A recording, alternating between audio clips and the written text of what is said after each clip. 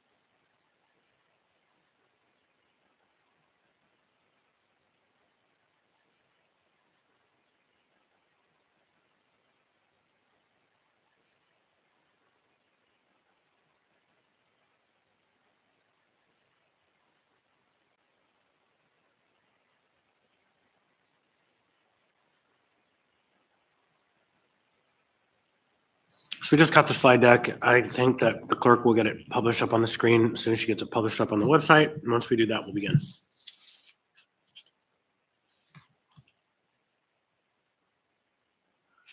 I'm applying to be on the board of the secular student audit. Nice.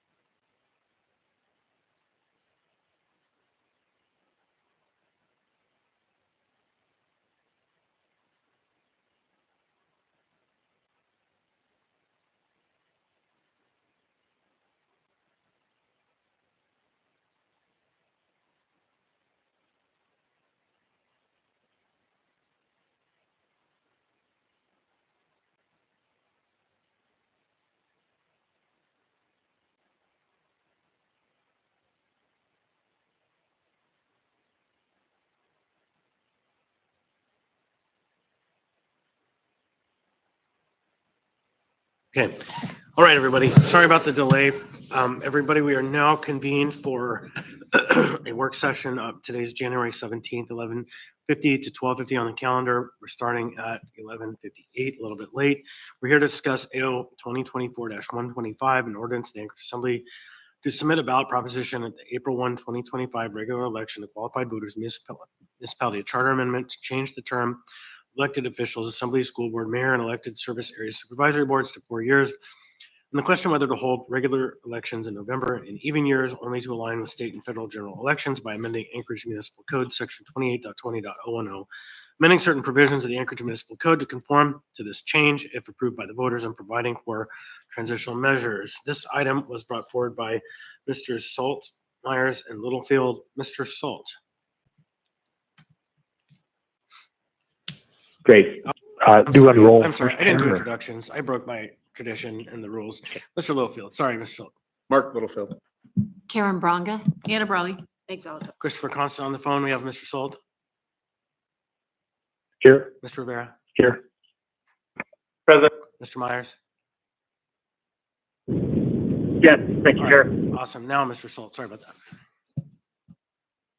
Great. Thank you, Chair. And thank you for the opportunity to have this work session today. And I do apologize for not being able to be there in person.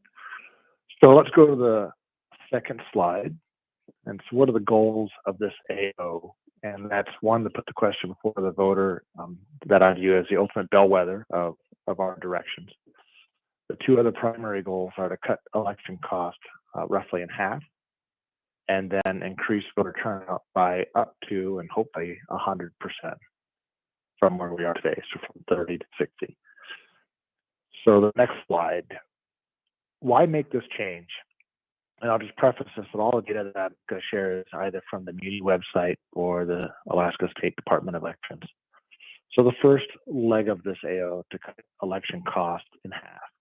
So the average municipal election from 2018 to 2024, which was when mail-in voting started, is roughly 682,000. In 2024, the election cost was 716,000 for the regular, 391 for mayoral. And I'll put that with a note that there was not included in those numbers 224,000 of general expenses that weren't classified to either election, so I just put those off to the side. But the total cost of those two races was 1.3 million. And if this goes forward, it could also have the potential to help the state reduce costs of their elections within the municipality as well. So currently, in a 6-year period, whatever period you want, the MOA holds 6 elections, 1 per year due to odd year terms. If we move to even year terms, which I've suggested 4, it allows elections to be every other year, cutting the number of elections in half. And it would therefore be reasonable to assume that we're also going to cut our cost in half. And that would balance between those every 2 years. The first election would be assembly seats and others. Second election would be mayoral, remaining assembly seats and others. The key to this is even your terms, whether it's 2 or 4. I went with 4 because you could then have the potential of the entire assembly changing out in 1 year. And I don't think that would be good, although the state does that currently, and they haven't faced that issue. So the next slide, why make this change continued? To increase voter turnout by up to 100%. This is the difficult part. This is the part that's not easy and harder to quantify, but has a good prize, I think. The average election, again, from 18 to 2024 is roughly 30%. The average state of Alaska or federal election turnout is roughly 48%. In a gubernatorial year, it was 42%. In a presidential year, 61% based on the last election. Those would represent a 40% and 100% increase in the Anchorage turnout, which is amazing, and the ability to cut costs in half. Again, this data is from statewide Anchorage-specific data for federal, state, and municipal elections. Again, here's where if we can work this together by having a common ballot with the state, it may also impacts to help the state reduce cost. Let's go to the next slide. Who does this affect? So it affects the mayor, assembly, service area, and supervisory boards, and school district. So of these, the mayor is the one that this ordinance extends their term by a year, roughly a year, slightly more, to align elections.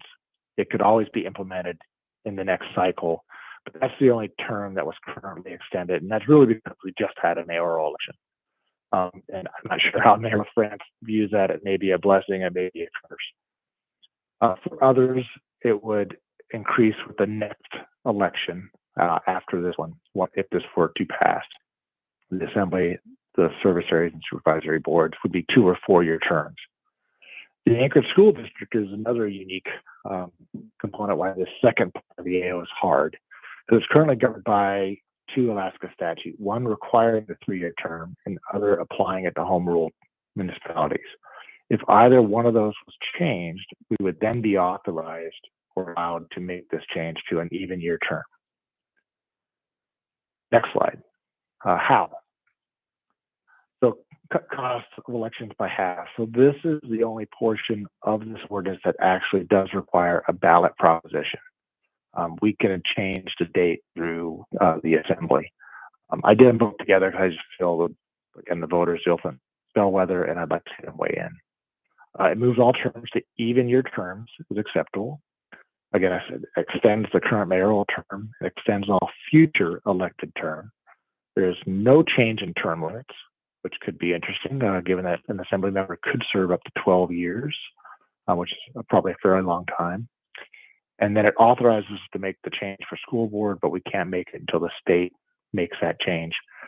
Quite frankly, if we were able to make all the changes in this but that one, I would say there's a strong argument to send the state the bill for that election.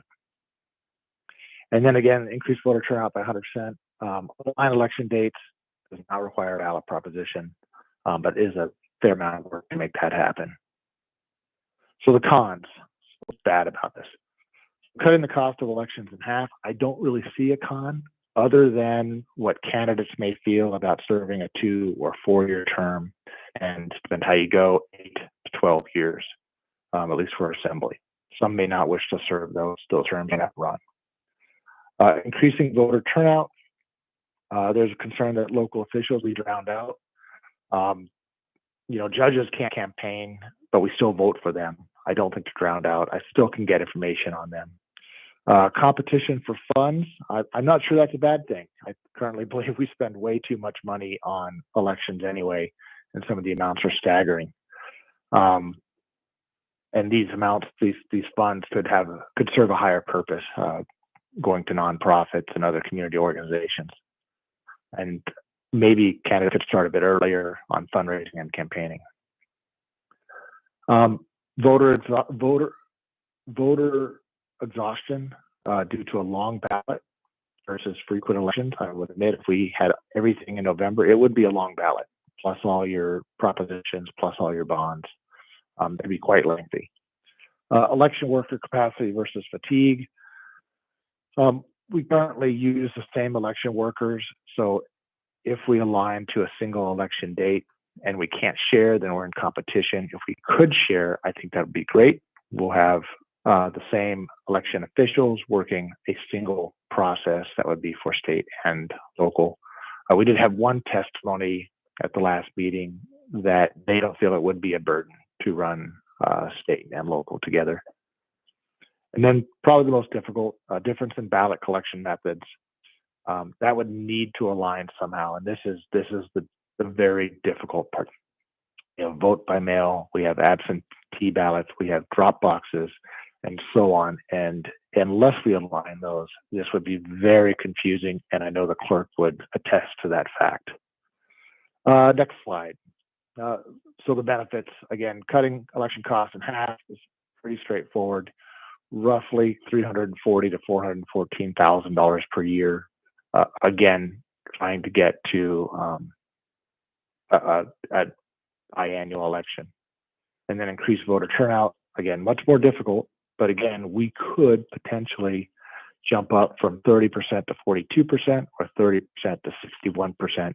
And that's pretty exciting to have the ability to double our voter turnout and participation in our local elections for service areas and for assembly seats.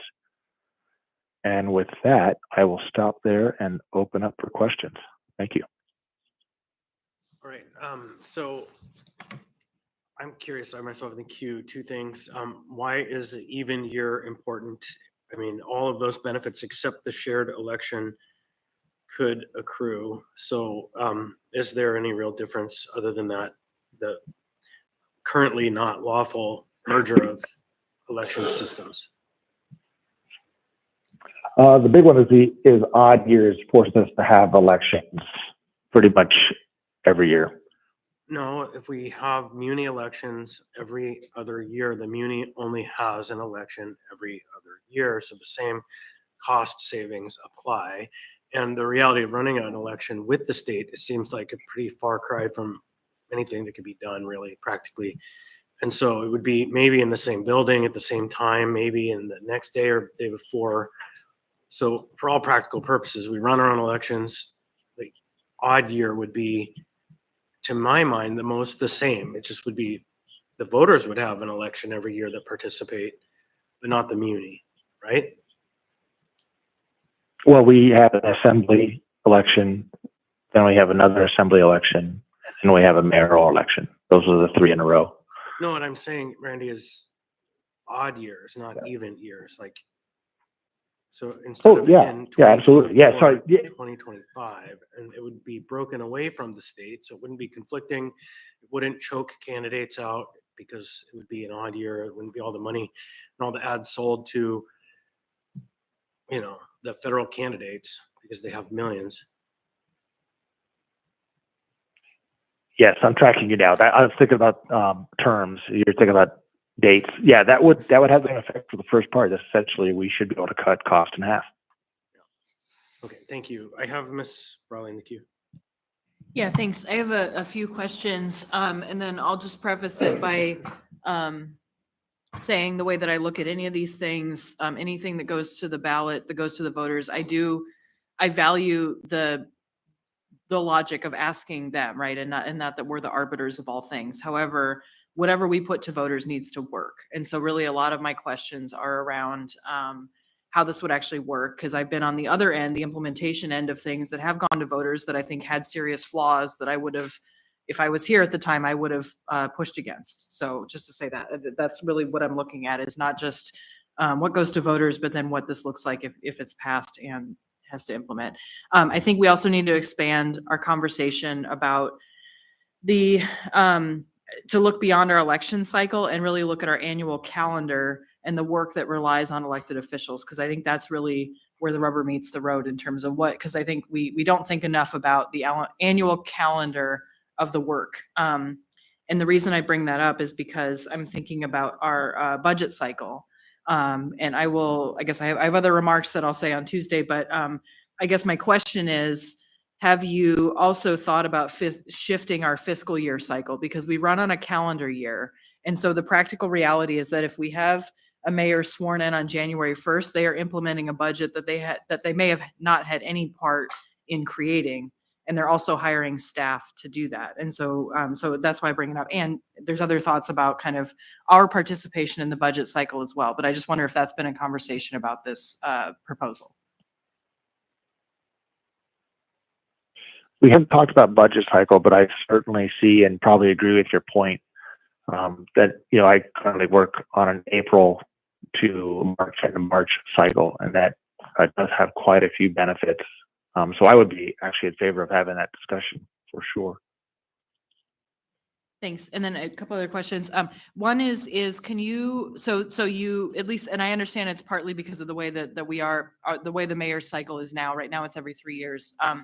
Have you contemplated looking at changing the mayor's cycle or I guess what is the logic of keeping it on the presidential cycle? Because I see it's November 2028. That's going to be our next presidential election versus the governor's cycle, which is intentionally the off cycle of even years. So 2022, 2026, et cetera.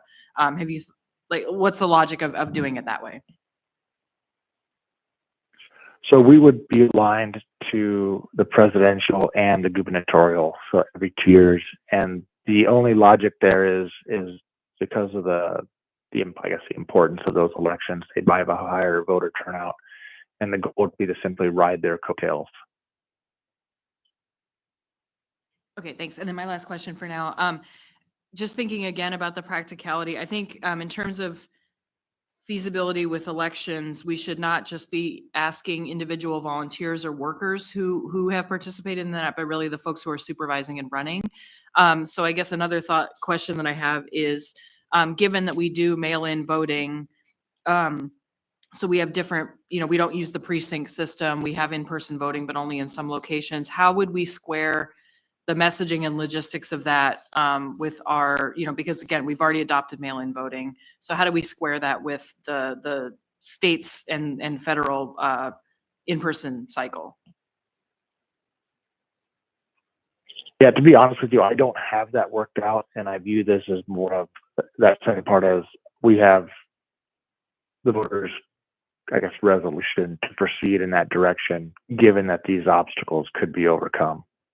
And to me, getting to a common ballot, whether the state goes mail in or what have you, that we can align to an election. Right now on the state ballot, you have some that are ranked choice and some that aren't, and that works well. The mail in versus drop off doesn't quite work as well, but also at the state level, I can do an absentee ballot, which is a mail in. So I don't have that answer, and we don't have that control to reconcile either. That's kind of out of our control and would have to go to a state election to help align some of these methods.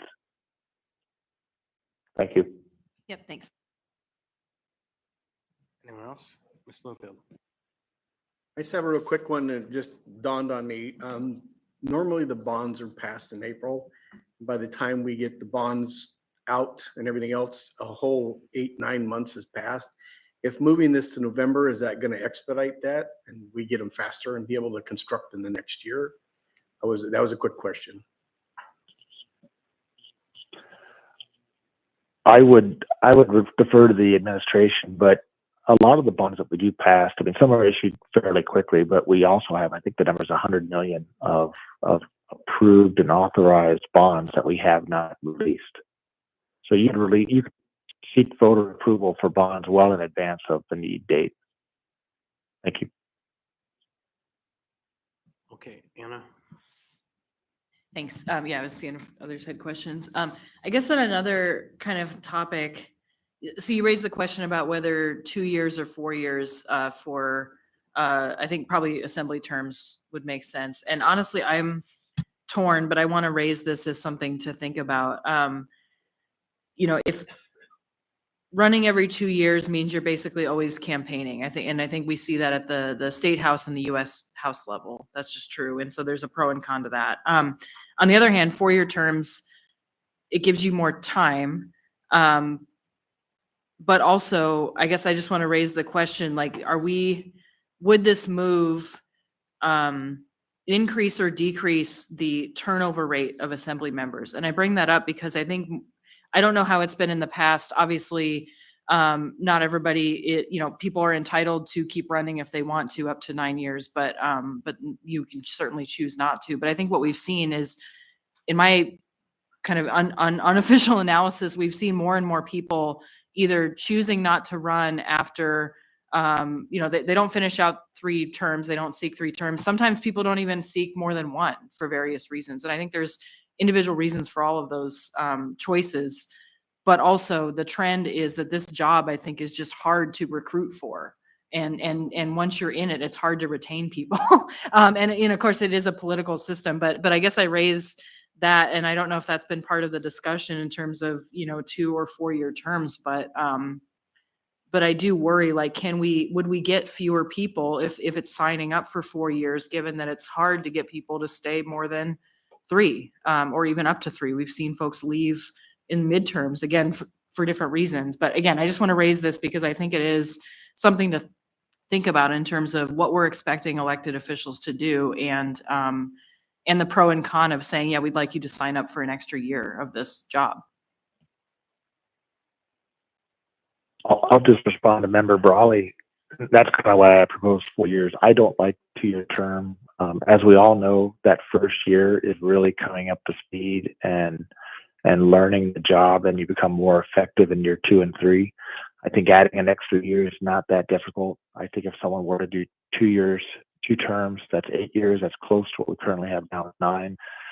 12 is a bit long. I think you'd have to pass a mental physical or an assessment to make sure you're still sane. But you need all of that, because you need those long-term members that have the historical knowledge and know how to navigate the system like the back of their hand. Member Constant, Member Zolotel come to mind. And then you have others that are new, exuberant, full of energy, and are willing to beat their head against the wall that others may have stopped a while back. That is not an inaccurate statement. Mr. Myers.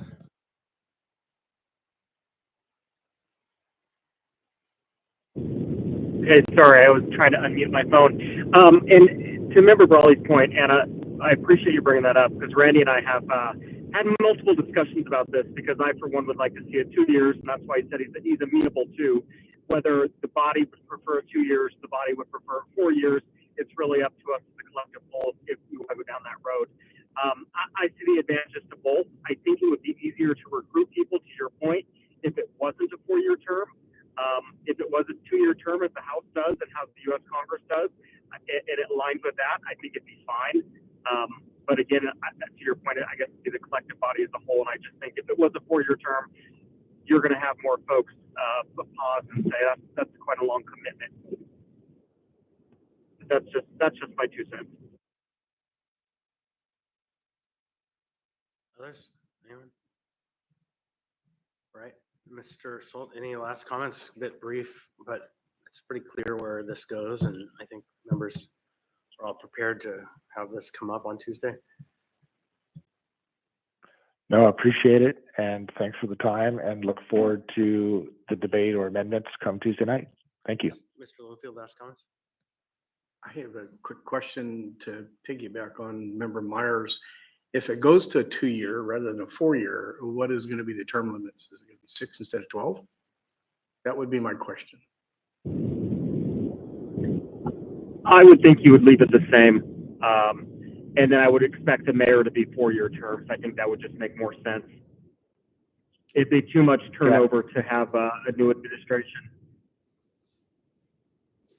And as it stands now, it'd still be 3 terms. So that could be a combination of 2 3-year terms and 1 4 or 2-year term, or whatever makeup that is.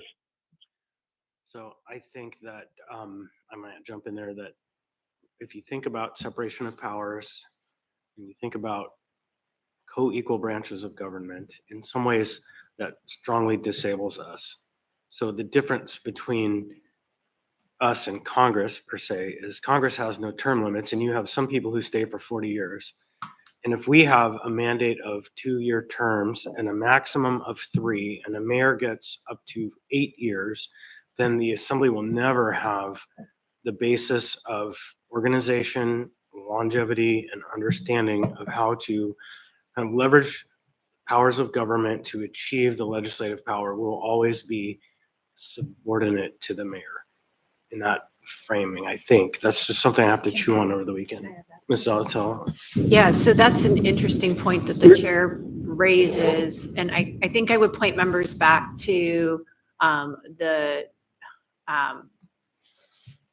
most recent election where we had a substantial turnover of the body.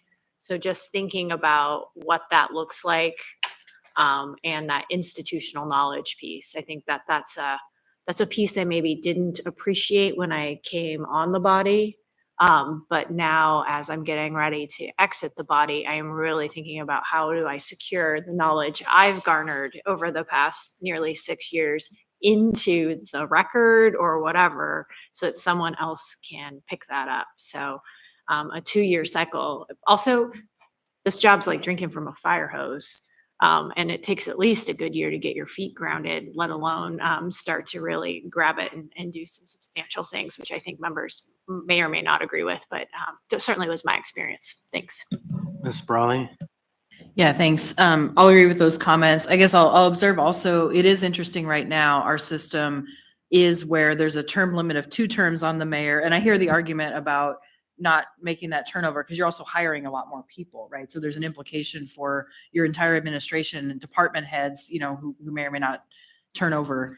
But right now, the mayor serves up to 6 years and assembly members serve up to 9 years. And so in some ways, we do have a longer runway. I mean, again, if people win election and choose to go for that.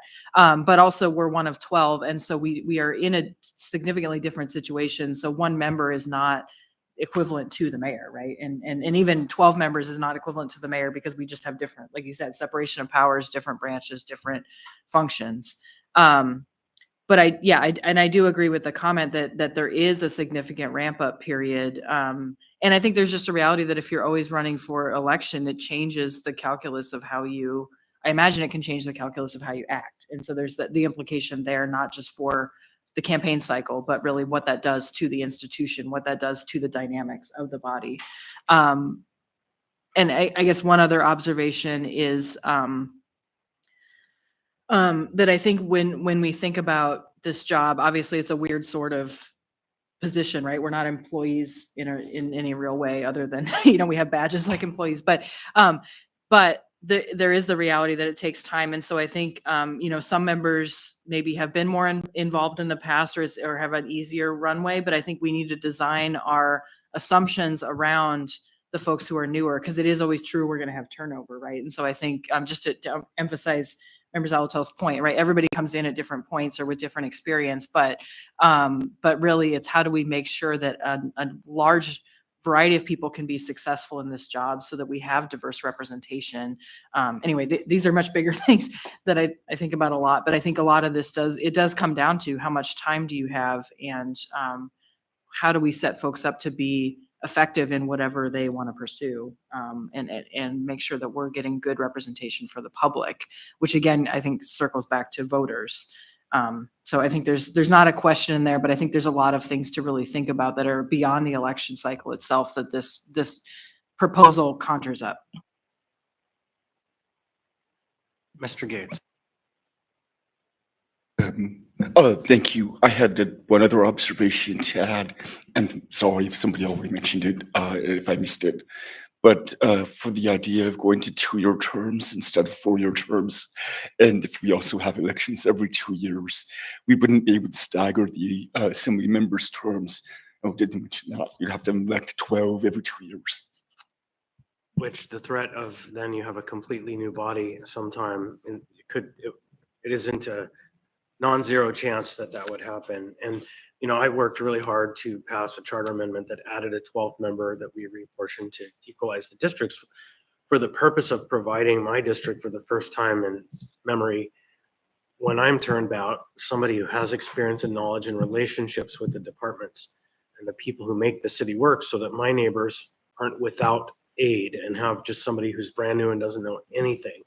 And so to me, a core value in this conversation is continuity of representation to my constituencies, because the more radical proposal or the more direct democracy proposal is to go to 12 single member districts, if that's the case, because then nobody gets hazarded with having another member who has, other than their term, someone else in the back who's kind of working to learn the skills. Anyhow, I'm not proposing that. I wouldn't support it. I love having a partner in my efforts, but there are a number of ways you could look at this issue and try to sort it out. Ms. Braga.